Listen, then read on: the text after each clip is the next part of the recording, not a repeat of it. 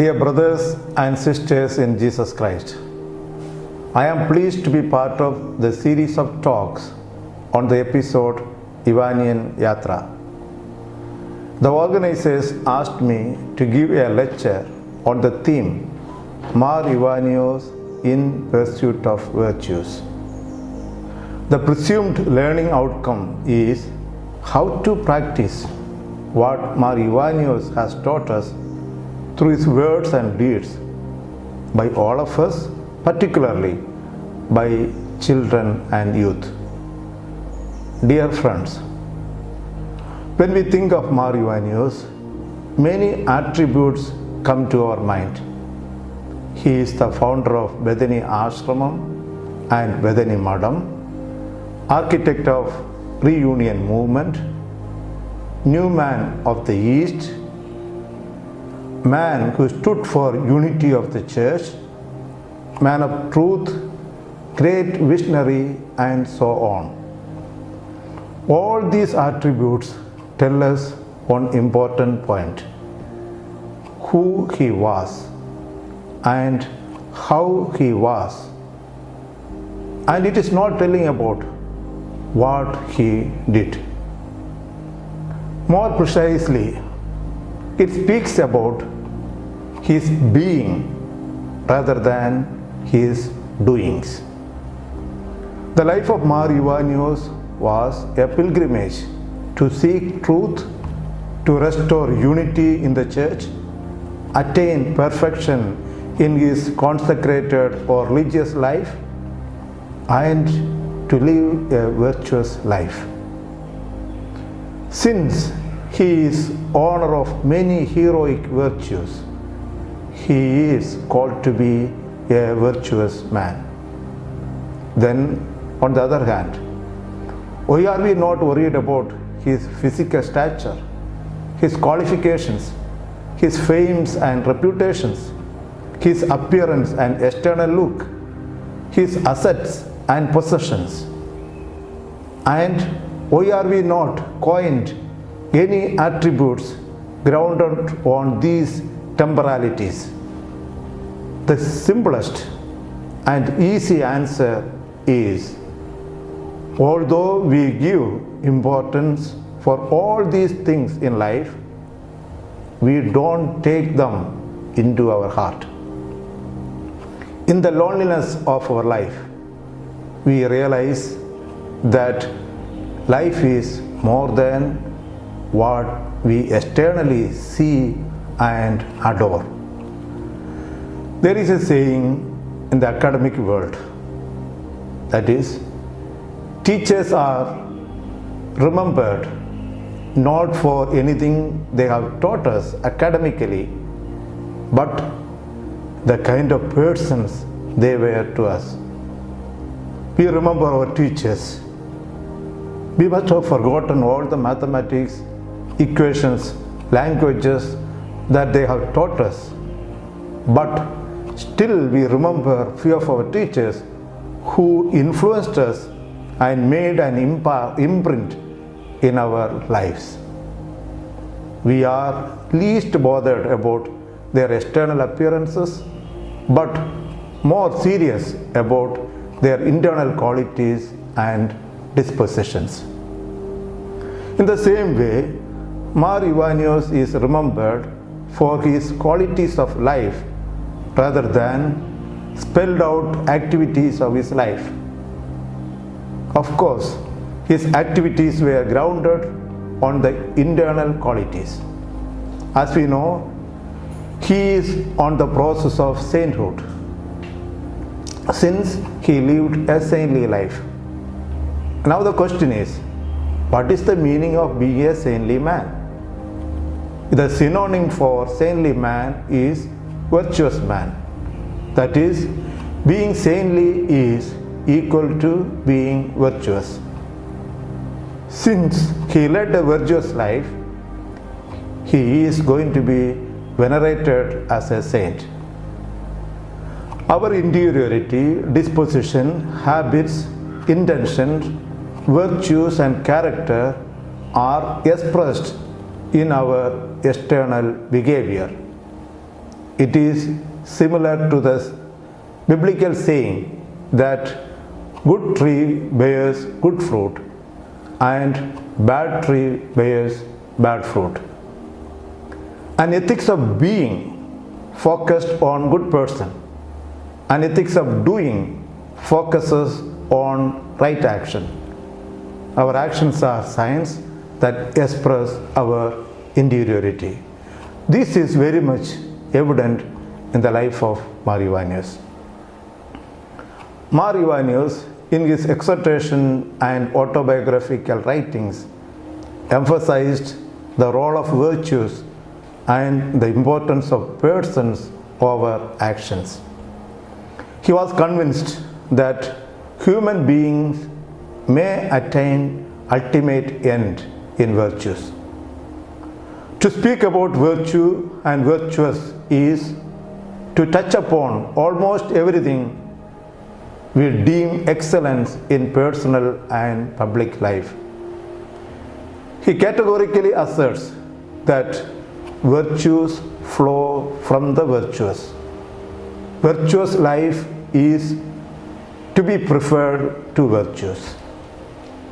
Mar Ivanius treats morality and ethics in terms of the sort of persons we ought to be and the sorts of actions we ought to perform. The sorts of persons one is depends to a great extent on the sorts of decisions and actions one has taken.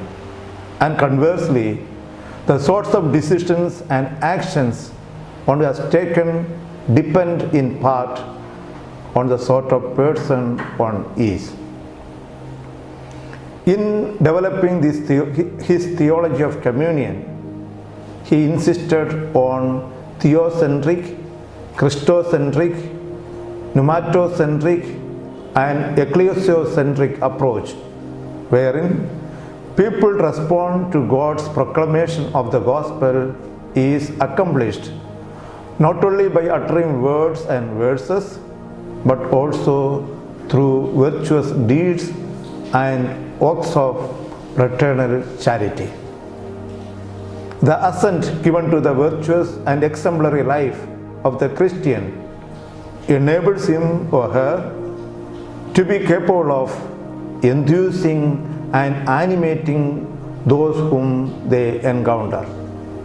Moreover, they are able to touch the life of the people at all levels of society, the poor and the rich, the educated and the illiterate. In short, their virtuous lives always show a message of life for all. When we try to understand Mar Ivanius, we realize that he was trying to become good, to attain virtues, and indeed to lead a meaningful life. The term virtue refers to a particular state of quality of human character. Virtue is available to all. It is not just a privileged elect or elite who can achieve virtues. Moreover, virtue is necessary for the perfection of any human life, and it is achievable with training and practice. We can achieve virtues through practice. For me, virtue is a habitual disposition associated with choices of actions and passions, lying in a mean and being determined by reason, that is, as a woman or man of practical wisdom would determine. In other words, habitual disposition, choices of actions and passions, maintaining equilibrium, and practical wisdom are the four components of virtues. Now, let us explore whether or not these four components of virtues are there in the life of Mar Ivanius. First of all, Mar Ivanius a man with habitual dispositions and character traits. Dispositions are properties of things which give rise to reasonably permanent pattern of behaviors. Many of our dispositions are fashioned and developed automatically as part of human nature. For example, the natural tendency to grow, to have feelings, to have desire and emotion, to think thoughts, and so on. At the same time, we are able to develop such habitual dispositions through training. Men become builders by building, and musicians by playing music. So too, we become just by doing just acts, temperate by doing temperate acts, brave by doing brave acts. In other words, states of character arise out of like or similar activities. Therefore, everybody has the prospect of becoming good with practice. All are capable of becoming good through practice, where continuity, permanency, and repetition are the preconditions to declare an act to be virtuous. Let me give an example. A stingy parents and their 2 children went for a picnic. One beggar came to them and asked for food. They were reluctant to give anything to this beggar. But the compassionate young child gave his food parcel to the beggar and sent him off with a smile. Here we made 2 judgments. Number 1, the parents are stingy and misers, and the younger child is compassionate. Even if the parents must have supported this beggar on that day, they might not be called generous, since they used to demonstrate the characteristics of a miser all through their lives. So, they are not generous. Similarly, if the younger child fails to support the beggar on this particular occasion, he would not be called insensitive or indifferent, because he has the habit of helping the poor and the needy. In a similar fashion, there are a number of habitual dispositions to which Marivanus is an honor. From the childhood to death, he was known to be a seeker of truth, and he stood for truth. He practiced truth in his everyday life. The moment he realized that Catholic Church is the real church and the true church, he started to live out the truth. He started to read and learn more, received advices from his parents and elders, deliberated with scholars, and continued to seek truth. The more he got convinced, the better he started to work for the unity of the church. He overcame all the hurdles one by one. He encountered setbacks, deceptions, desertions, and humiliations. His loyalty and integrity was questioned.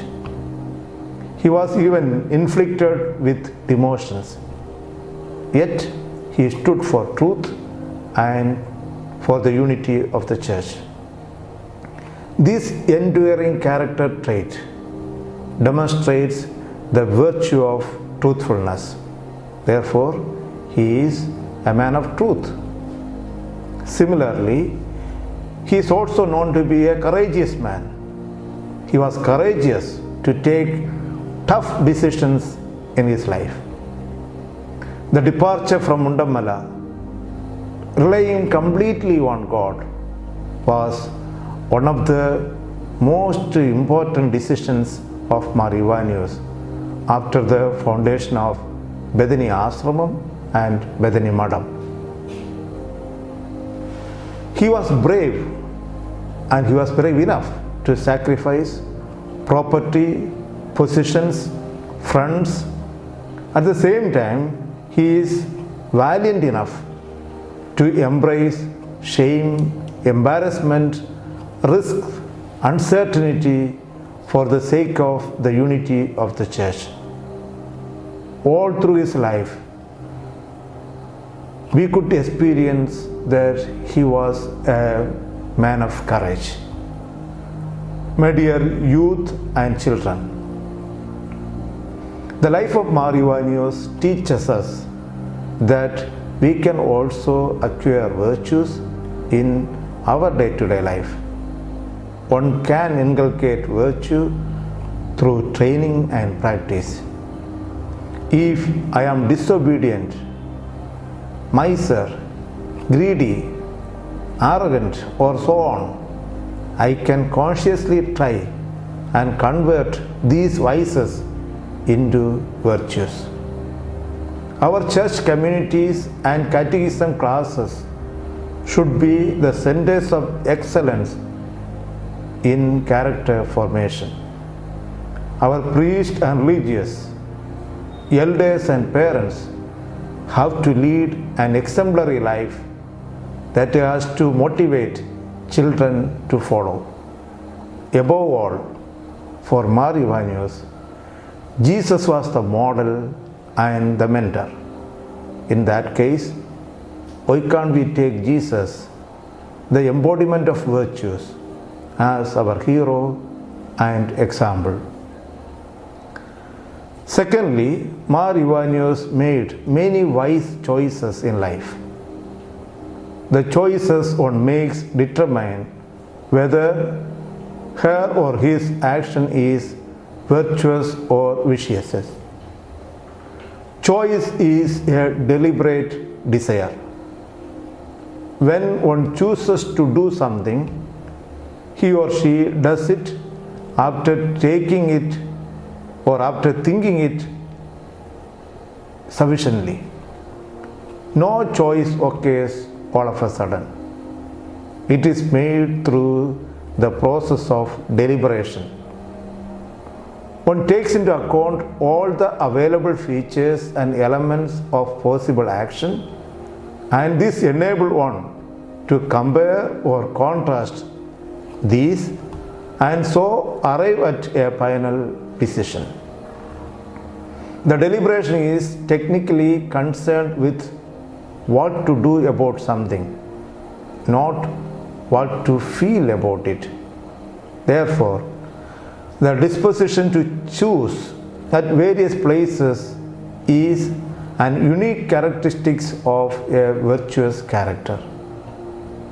Mar Ivanios has made many significant choices in life. He discerned his vocation and chosen to be a seminarian, became a priest and a bishop. In all these cases, he was responding to the divine call positively by dialoguing with God and deliberating with his conscience. When he was authorized to continue with the reunion attempts, he took it very serious, tried to understand the intricacies of this movement and attempts, and convinced of the truth. Once he realized the truth, he decided to embrace Catholic Church without looking into its consequences. The choice he made proved his character. One of his famous quotes echoes again: "Virtue comes from the virtuous." Through this choice, he fulfilled the universal vision of Jesus Christ, that all may be one. Another important choice that attracts our attention is the foundation of Bethany Ashram. The foundation of Bethany was a process, not an event. He had the conviction that the growth and prosperity of our church depended on the formation of his clergy. In addition, if we established a missionary society with educated people, they can broaden the legacy of St. Thomas the Apostle and spread the gospel values as envisaged by Jesus himself. The thought of missionary society preoccupied his mind day and night for many days, and he was seeking the will of God. But he could not take a decision. Later, relying on the grace of God, he decided not to establish a missionary society, but to establish a religious congregation consisting of members who have voluntarily dedicated themselves to God. Here too, how does he make a choice in life? These choices again indicate his internal qualities. As youth and children, when you make a choice in our lives, you must transcend in deliberation, prayer, and discussion. All our choices are outcome of our decisions. When we take a decision, it reveals our inner qualities. We need to educate ourselves the art of choosing the right and the good. Our MCOM meetings and collaborations, our catechetical practices, and our coming together for liturgical services and prayers should enhance us to flourish in virtues. Thirdly, Mar Ivanios maintained a healthy equilibrium in every sphere of his life. Virtue is in equilibrium and is produced and preserved by avoiding extremes and hitting the mean. It is self-sustaining. Virtue becomes self-sustaining and one is made capable of becoming virtuous. There could be one or more virtuous options possible in any situation, but in normal case, the good is limited, but the bad is unlimited. The complex question is how one chooses from varied options. A virtuous person maintains balancing acts where he avoids extremes and embraces middle path. Let me cite one example from the life of Mar Ivanios. Prayer and actions are both equally significant for Mar Ivanios, which is envisaged through the charism of the Order of the Imitation of Christ. The charism of OIC is following Jesus Christ in his life and prayer, in his life of prayer and action, realized in Oriental monastic tradition and Indian sannyasa, and aimed at the evangelization of India through the spiritual renewal of the Malankara Church. He is overemphasizing neither the prayer nor the activities. He integrates and blends Marthayan spirituality as well as Marian mysticism. They coexist and collaborate each other. One is not better to the other. At the same time, one does not have life without the other. The mutual complement adds beauty to Bethany today. Dear youth and children, let us avoid extremes in life. We need a good life which requires integral development. Let our basic Christian formation promote virtue inculcation and human flourishing. We are unique and distinct beings. We are not born to be passive and indifferent to the realities of life and satisfied with minimalism. On the other hand, we are people with possibilities and open horizons we must open horizons to explore spiritually, intellectually, ethically, and emotionally. Fourthly, Mar Ivanios was a man of practical wisdom. Virtue in the strict sense cannot exist without practical wisdom. Practical wisdom is an understanding of what makes an act virtuous. It is a single virtue with several manifestations. Practical wisdom cannot be compared with technical skills, though it is neither identical with any particular technical skill nor does it require any particular skill. However, this does not prevent a person of practical wisdom from making use of technical skills in performing virtuous actions.